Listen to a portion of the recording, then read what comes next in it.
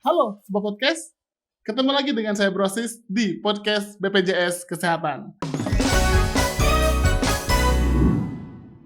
Semoga Sobat Podcast selalu dalam keadaan sehat dan tetap semangat ya. Kali ini kita kedatangan tamu istimewa dan pastinya Sobat Podcast sudah pada tahu nih. Beliau adalah seorang direktur. Nah, selain itu beliau juga pernah hadir di podcast sebelumnya. Dan yang terakhir, beliau jago banget main alat musik. Suaranya juga merdu banget. Kita sapa saja langsung Direktur Kepesertaan BPJS Kesehatan, Abang David Bangun. Kabar nih Brosis? Alhamdulillah. Sehat ya? Sehat. Abang sehat, Bang? Sehat. Alhamdulillah. Saya kalau lihat Abang tuh kayaknya sama aja kayak waktu dulu, seger gitu. Seger ya? Oh, auranya positif terus. Iya. Kita harus selalu segar, semangat, biar tambah sehat selalu. Waduh, betul. Apalagi di kondisi sekarang yang masih belum menentu masalah pandemi dan sebagainya. Betul. Jadi kekuatan badan kita yang melawan apapun untuk menjaga kesehatan itu paling penting. Waduh, luar biasa sekali. Ini jadi belum mulai aja udah seger ini kalau lihat Abang David ini.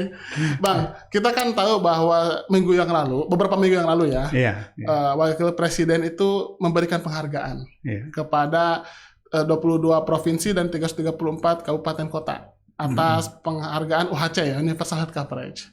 Nah, banyak masyarakat masih awam nih Bang, belum paham. Sebenarnya Universal Health Coverage itu seperti apa sih Bang? Mungkin kasih penjelasan Bang? Oh iya, baik. Jadi benar, tanggal 14 Maret tepatnya itu Bapak Wakil Presiden bersama-sama dengan beberapa menteri. Ada Menko PMK, ada Mendagri, dan Menteri Kesehatan itu menyerahkan penghargaan kepada 334 kabupaten kota dan 22 provinsi. Jadi ini merupakan suatu apresiasi kepada provinsi maupun kabupaten dan kota yang sudah mencapai cakupan kepesertaan JKN sebesar 95%. Jadi daerah yang sudah mencapai 95%, kita memberikan apresiasi dalam bentuk penghargaan tadi yang disampaikan oleh Bapak Wapres. Jadi hal ini penting sekali memang, karena ini merupakan suatu tahapan untuk menuju target yang ditetapkan di RPJMN. Jadi RPJMN tahun 2020 sampai 2024 itu sudah mengamanatkan bahwa Indonesia mencapai UHC atau 98% penduduk menjadi terlindungi oleh JKN di tahun 2024. Oh, 2024. Iya, jadi tinggal 1 tahun lagi.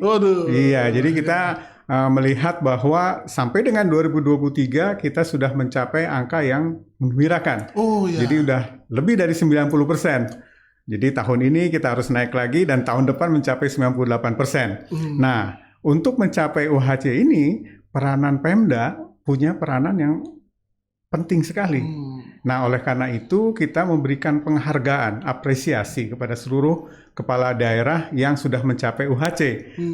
Khususnya contohnya misalnya salah satu provinsi yang kemarin menerima penghargaan adalah Provinsi Bali. Oh iya, betul Pak. Betul, jadi Provinsi kebetulan Bali. banget itu. Nah, jadi kalau dikatakan tadi hadir di sini sangat kebetulan gitu ya. Saya juga dari BPJS ya, sebagai penyelenggara JKN mengucapkan terima kasih gitu kepada Bapak Gubernur Bali ya, sudah menunjukkan komitmennya yang besar sehingga Provinsi Bali sudah mencapai kondisi UHC. Nah, harapannya tentu kondisi UHC-nya semakin lama makin baik dari sisi cakupan maupun pelayanannya. Gitu kurang lebih ya. Luar biasa nih. Bang David, tadi saya tertarik banget ketika Abang bilang bahwa peran pemerintah daerah itu memang sangat esensial ya dalam mengupayakan UHC ini. Nah, salah satunya adalah Provinsi Bali itu. Bisa dijelaskan lebih lanjut nggak Pak? Peran esensial pemerintah daerah itu seperti apa sih Bang? Iya. Jadi sebelum saya menjelaskan peranan penting dari pemerintah daerah, mungkin saya mau menjelaskan dulu UHC itu apa sebenarnya. Nah, iya. Ya, jadi Pak? pertama adalah UHC itu adalah semua orang ya. Jadi UHC itu ketika seluruh masyarakat bisa mendapatkan layanan kesehatan yang berkualitas saat mereka membutuhkan, kapanpun dan dimanapun. Tanpa menyebabkan kesulitan keuangan. Nah, jadi kan ada beberapa komponen tadi ya. Pertama adalah seluruh masyarakat. Yang kedua adalah bahwa bisa mengakses layanan kesehatan yang berkualitas. Kapanpun dimanapun dan tanpa menimbulkan kesulitan keuangan. Jadi, nah dalam masing-masing komponen tersebut itu peranan Pemda sangat penting. Jadi baik memastikan semua tadi cakupan, memastikan layanan yang berkualitas dan terdistribusi ataupun mudah diakses oleh seluruh masyarakat. Nah, ini yang kita harapkan dukungan dari pemerintah daerah ya. Kalau kita perhatikan misalnya sesuai dengan Inpres 1 tahun 2022. Oh iya, itu jelas sekali tuh. Jelas di situ ya ada instruksinya jelas peranan pemerintah daerah seperti apa. Pertama tentunya harus melakukan perencanaan dan penganggaran untuk mendukung JKN. Yang kedua adalah memastikan masyarakat di daerahnya menjadi peserta JKN. Jadi ini bicara seluruh masyarakat nih. Ya, komponennya pertama adalah PBI ya. Memastikan bahwa pemerintah daerah mendaftarkan masyarakatnya yang tidak mampu dan miskin menjadi peserta PBI. Yang kedua adalah memastikan juga ASN yang di daerah tersebut. Oh iya, penting sekali. Iya ya, jadi ada di situ ada PNS ada P3K, ada PPNPN, itu memastikan sudah didaftarkan.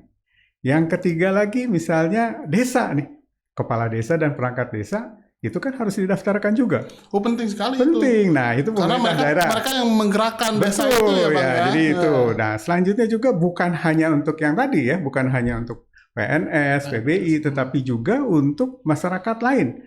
Misalnya yang pengusaha. Kan sudah diwajibkan ya di peraturan perundang-undangan bahwa pemberi kerja harus mendaftarkan pekerja.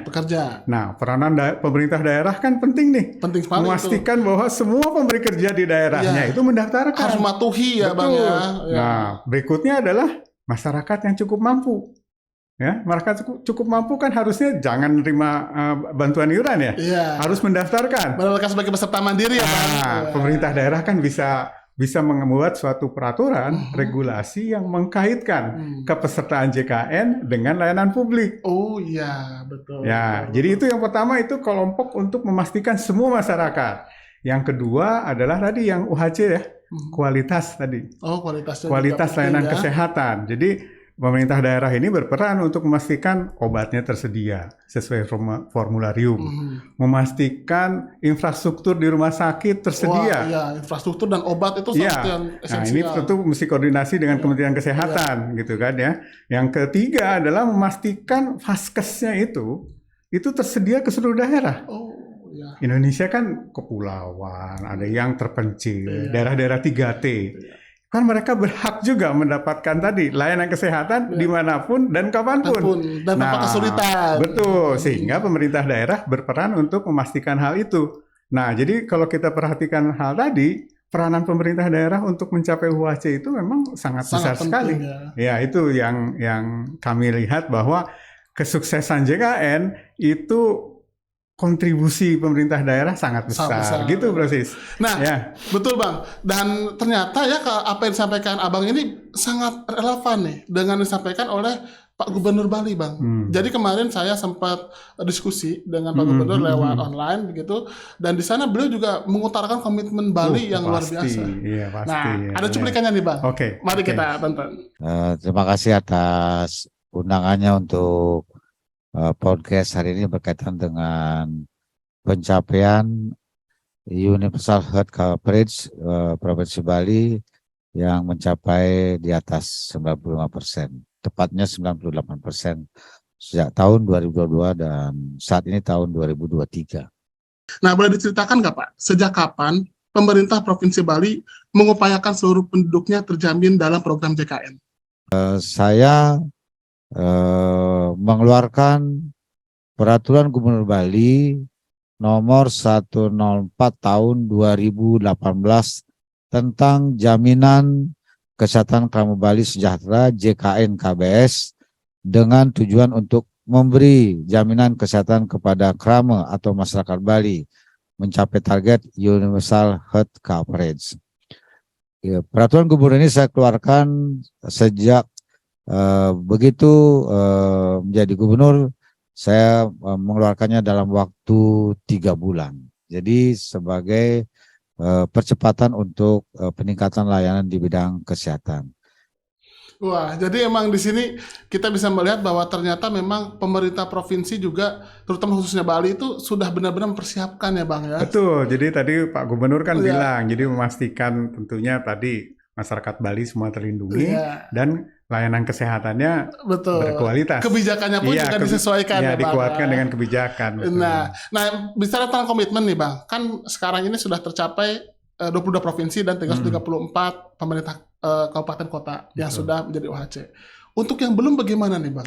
Ya, jadi gini, di satu sisi kan kita merasa bersyukur, kita sudah mencapai hal-hal tadi ya. Jadi 334 itu berarti 65% dari kabupaten dan kota. Ya, sudah lebih dari 50% ya Pak. Betul, 65%. Jadi yang belum UHC itu sekarang minoritas nih. Minoritas, betul Bang. Provinsi juga 22 dari sekarang 38. Berarti kan lebih dari setengahnya udah UHC gitu ya. Nah, jadi kita bersyukur kita udah mencapai hal ini. Secara cakupan kan tadi saya sudah sampaikan. 90% dengan jumlah peserta pada hari ini 252,3 juta. Wah, 252 juta. Nah, ini memang suatu jaminan sosial terbesar di dunia yang single system. Ya, single system itu terbesar di dunia. Jadi kita belum 10 tahun kan ini BPJS. Kita udah mencapai kondisi ini, tentu ini merupakan suatu kebanggaan bagi bangsa Indonesia gitu kan ya. Sangat dibanggakan sih. Betul, sangat menjadi suatu kebanggaan istilahnya JKN kebanggaan bangsa gitu kan ya. Itu yang selalu kita dengungkan gitu. Nah, jadi memang dari acara UHC Award yang tanggal 14 Maret itu tujuan pertama tadi memberikan apresiasi. Tujuan kedua adalah untuk yang lain, untuk pemerintah daerah lain untuk tergerak ya, ketrigger nih gitu kan, panas juga nih. Wah, kok daerah lain udah nih. Nah, itu yang belum ini. Itu yang kita harapkan gitu ya, bagaimana pemerintah daerah dengan ketersediaan anggaran yang ada ya. Karena menurut pengamatan saya kadang-kadang bukan masalah anggaran. Lebih banyak kadang-kadang komitmen tadi. Oh, lebih komitmen. Betul. Kebanyakan jadi, begitu ya Bang. Kalau semua pemerintah daerah seperti Pak Gubernur tadi gitu rasanya cepat kita mencapai UHC gitu ya. Jadi dengan event UHC Award itu kita harapkan pemerintah daerah lain tergerak nih. Ya, seluruh masyarakat juga tergerak. Loh, daerah sana semuanya udah UHC, kok kita enggak? Kita enggak terlindungi nih gitu kan. Padahal siapa yang tahu, orang bisa sakit kapanpun juga. Nggak pernah bisa ditebak. Nggak bisa ditebak gitu kan. Betul. Sehingga perlindungan kesehatan itu sangat penting sekali untuk kemajuan bangsa gitu kan.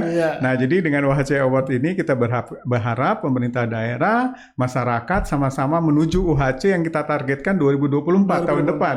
Dan tentunya seluruh duta BPJS juga tidak henti-hentinya melakukan advokasi nih ke pemerintah daerah, kepada masyarakat, kepada semua ya, ke LSM, kepada badan usaha, sama-sama nih ini harus kerja bareng untuk bisa mencapai UHC gitu Brosis ya. Nah, katanya juga ada strategi lain katanya untuk mempercepat UHC. Oh iya.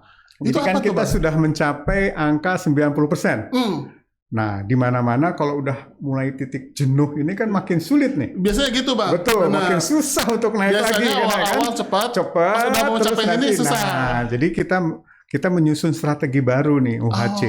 Jadi kalau tadi kan UHC di level provinsi, kabupaten, kota.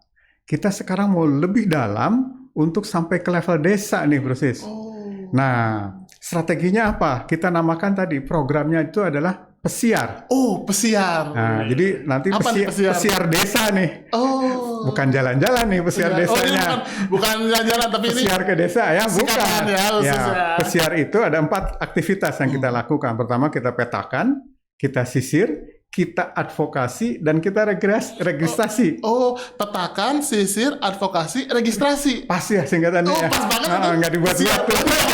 Itu pas banget. Pesiar banget. Orang nggak pasti ingatnya, oh ya kalau ini ambil 2 huruf awalnya pesiar. Betul. Nah, pesiar ini kita sangat bergembira karena didukung oleh kementerian semua. Kementerian Kemenko PMK, Kementerian Keuangan, Kemendagri, dan yang paling penting juga adalah Kementerian Desa dan tertinggal ya, daerah tertinggal. Daerah tertinggal ya. Ya, daerah betul. Udah mendukung nih program pesiar. Sudah mendukung semua ya pesiar ini. Jadi dana desa itu nanti bisa diarahkan untuk membiayai program pesiar ini. Nah, bahkan di dalam acara UHC Award itu Pak Menko PMK di dalam sambutannya itu kita akan menerapkan pesiar di tahun 2023. Wah, ini sangat menggembirakan sudah sekali. Sudah sampai diinformasikan Pak Menko ya. Nah, jadi nanti dengan pesiar ini kita memetakan dan sisir. Petakan itu kita tahu persis. Desa ini udah berapa persen yang jadi peserta. Iya. Ya, di desa ini mana yang desa yang masih jauh dari UHC, mana yang sudah UHC. Nah, begitu kita udah petakan, kita sisir. Siapa nih orangnya? Yang belum itu kita sisir nih satu-satu. Ada juga sisir itu bukan hanya yang belum aja, termasuk yang masyarakat yang sebenarnya mampu, tapi jadi penerima bantuan. Ada juga yang belum tepat sasaran ya, Bang. Iya, jadi itu istilahnya inclusion error nih. Ya ini kok punya rumah, dia punya motor. Lah tapi kok dapat bantuan? Dapat bantuan. Nah, jadi dengan sisir ini kita harapkan kita punya seperti apa nih masyarakat dapat datanya. Ya, nanti selanjutnya kita advokasi nih masing-masing yang belum masuk bantuan padahal harusnya menerima bantuan kita daftarkan. Yang menerima bantuan padahalnya tidak layak, ya mohon maaf harusnya bayar sendiri iuran gitu kan. Jadi kita harapkan di tahun 2023 ini kita baru mulai nih.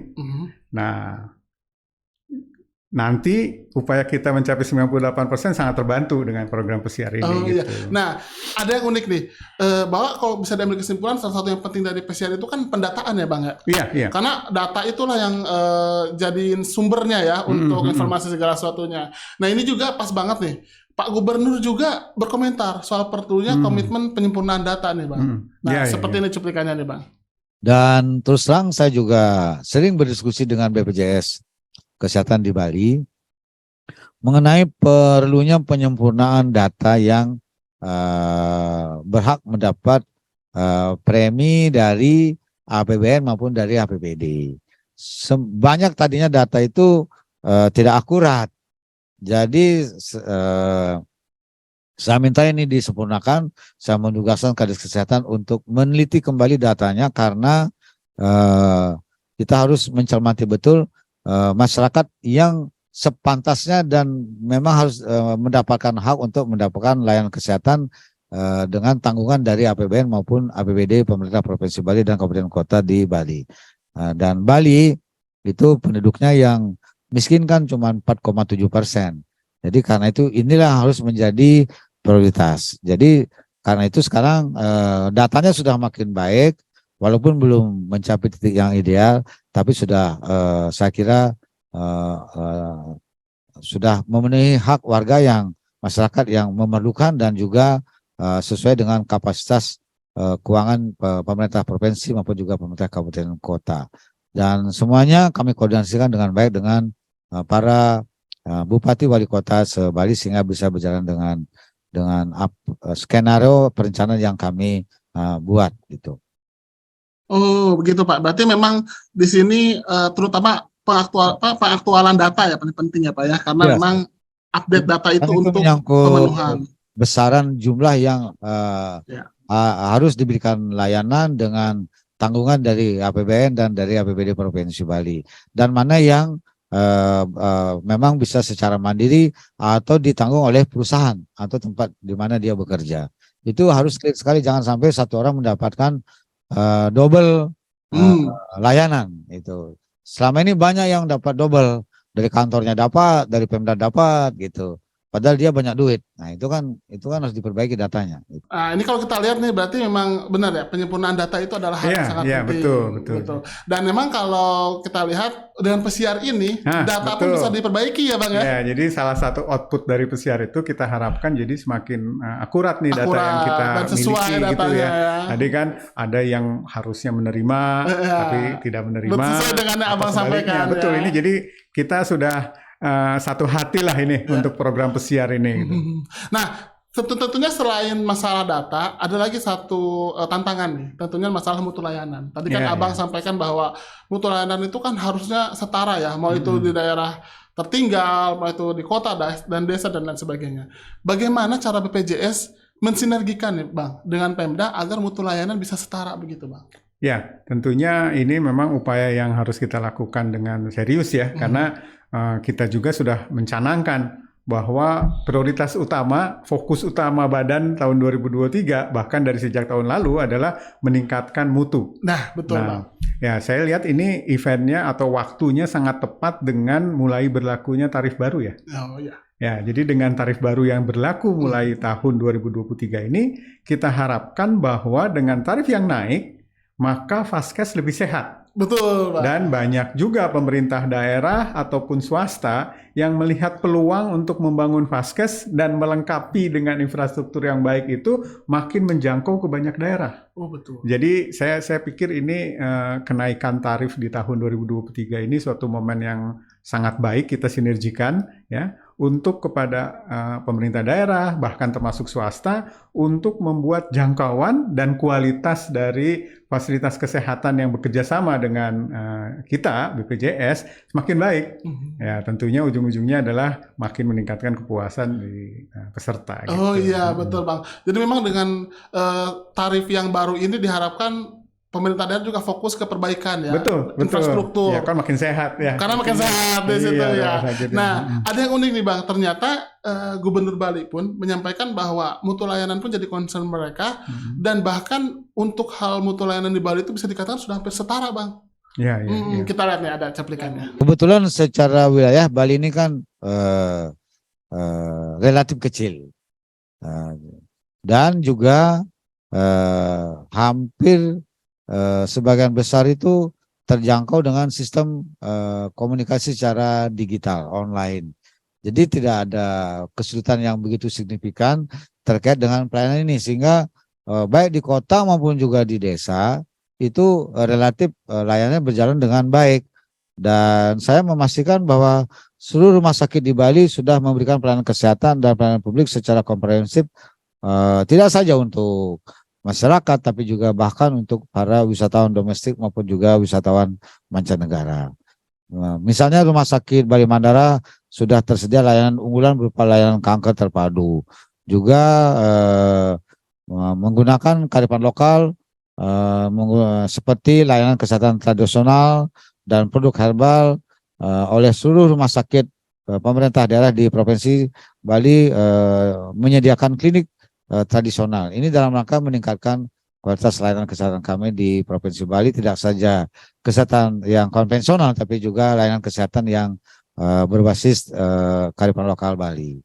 Dan ini sekarang berjalan dengan baik di Bali.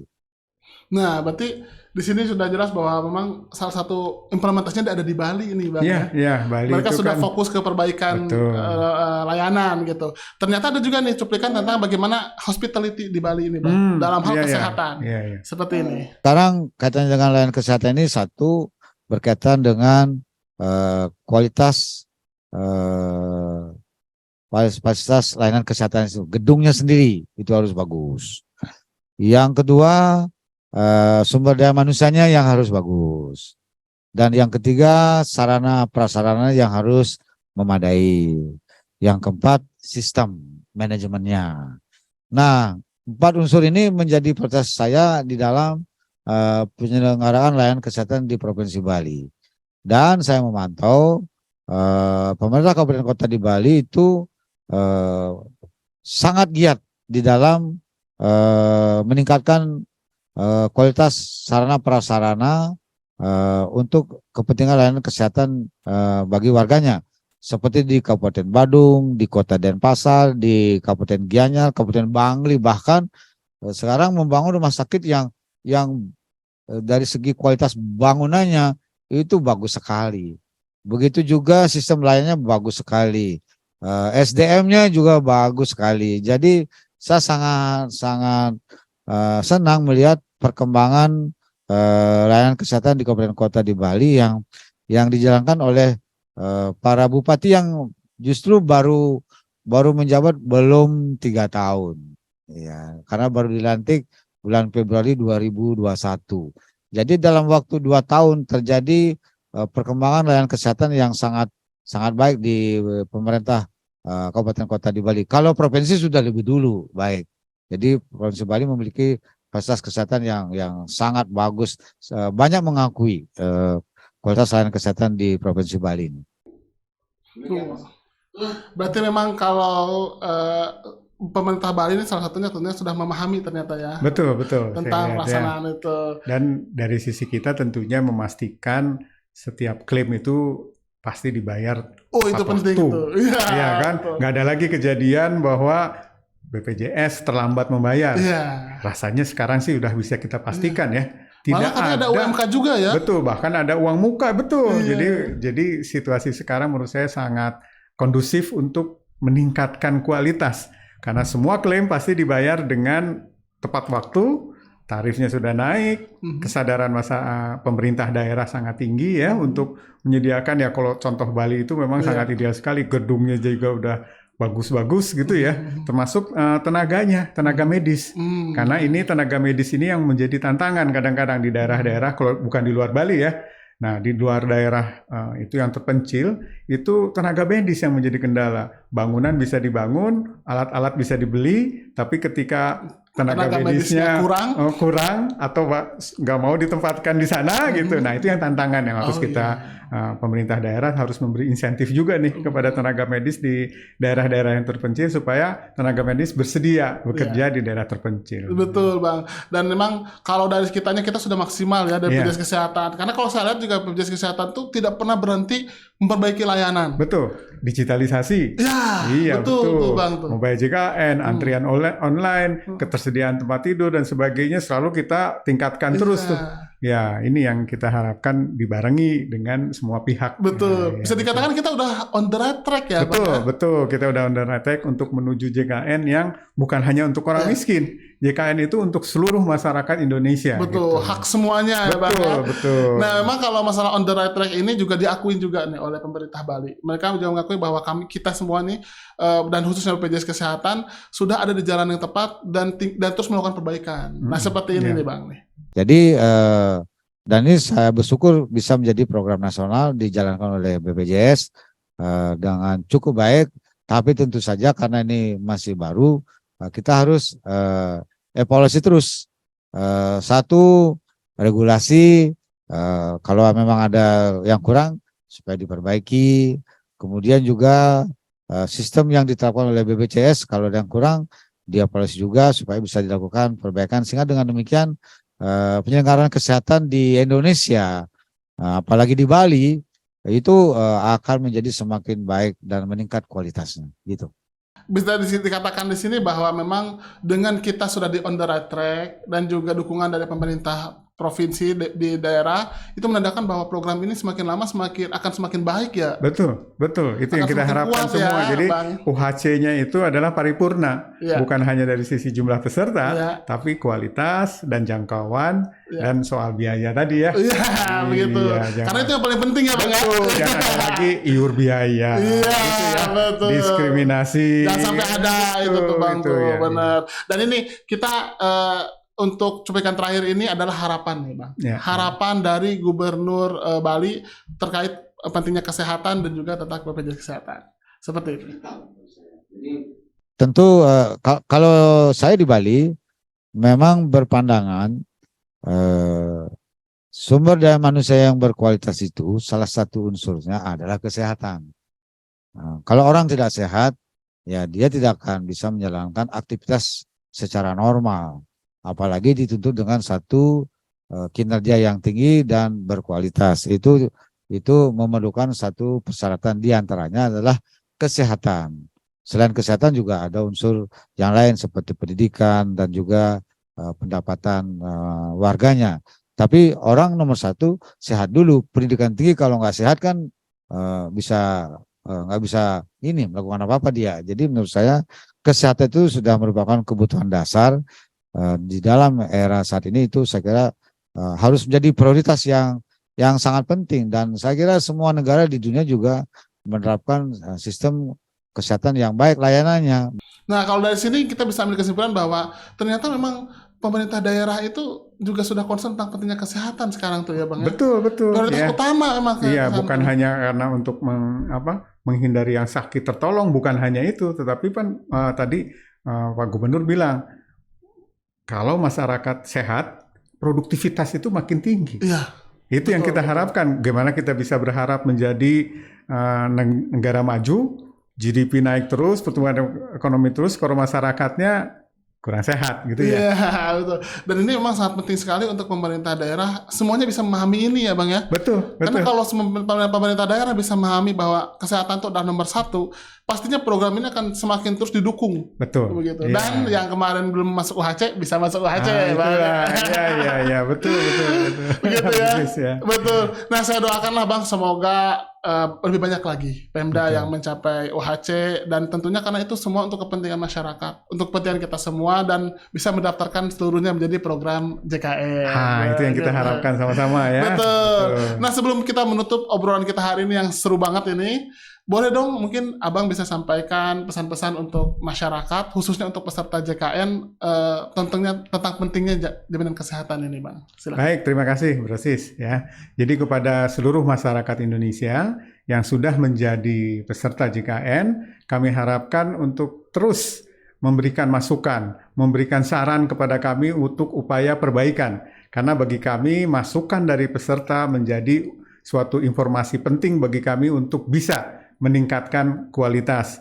Diharapkan semua peserta JKN tetap disiplin untuk membayar iuran, supaya jangan sampai ketika hendak mengakses layanan kesehatan, ternyata kartunya tidak aktif, atau harus membayar denda layanan, dan sebagainya. Nah, untuk masyarakat yang belum menjadi peserta, kami harapkan untuk ikut bergabung. Ini menjadi sekarang tinggal 9% saja nih, supaya sama-sama kita sukseskan program JKN ini supaya mencapai upaya UHC di tahun 2024. Kita harapkan bahwa masyarakat Indonesia makin sehat, dan prinsipnya adalah dengan gotong royong semua tertolong gitu ya. Gitu Pak Brosis. Makasih banyak ya, Abang. Terima kasih banyak Abang udah meluangkan waktu di tengah kesibukan yang luar biasa ini. Ya, sama-sama. Ini benar-benar podcast kedua dengan Abang, dan benar-benar perasaannya tuh sama kayak sebelumnya, seru gitu. Ya. Cuma sayangnya nggak ada main gitar. Nggak ada gitarnya ya. Tapi nanti kapan-kapan lah ya Bang. Oke, sip. Oke. Itulah podcast BPJS Kesehatan kali ini dengan tamu yang sangat istimewa. Ada abang kita, Abang David, Direktur Kepesertaan BPJS Kesehatan, dan juga Gubernur Bali, Dr. Iwayan Koster. Nantikan podcast selanjutnya dengan narasumber yang sangat istimewa. Jangan lupa untuk selalu menjaga kesehatan diri dan keluarga. Jangan lupa untuk like, subscribe, dan share video ini di semua sosmed teman-teman. Saya Brosis, see you next time.